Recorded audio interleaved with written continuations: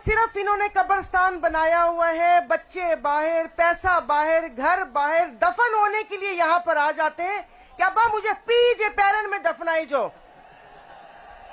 अल्लाह मो इतनी ताकत हुज्जे आते अल्लाह में मौजा दिखा दे कि पी भी लत हड़े के हल हिने के बजाय और बाहर जिधर से इसने लूट के मेरे मुल्क का पैसा रखा है इसको वहीं पर ही दफा करो।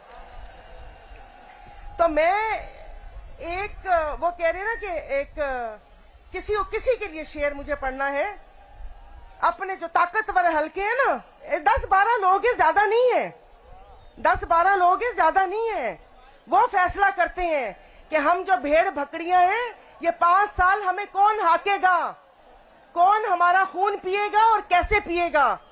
तो मैं उनको बोल रही हूं कि नया सूरज निकाला जा रहा है, दिए में तेल डाला जा रहा है, हम ही बुनियाद का पत्थर हमें ही घर से निकाला जा रहा है।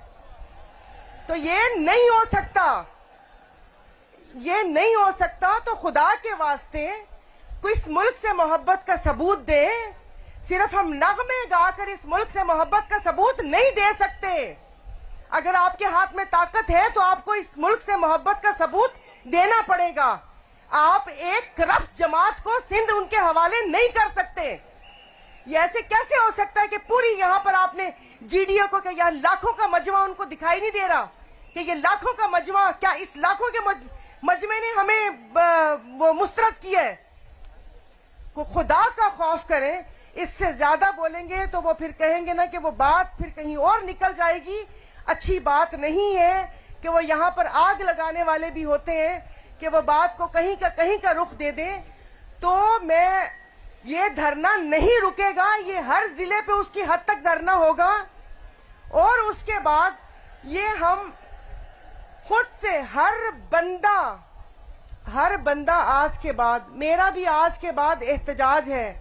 जहां पर मैं जुल्म होता देखूंगी, जहां पर अपने लोगों से जुल्म होता देखूंगी, मैं एहतजाज करूंगी। अब खुदा के वास्ते चुप नहीं रहना। क्या आप चुप रहोगे?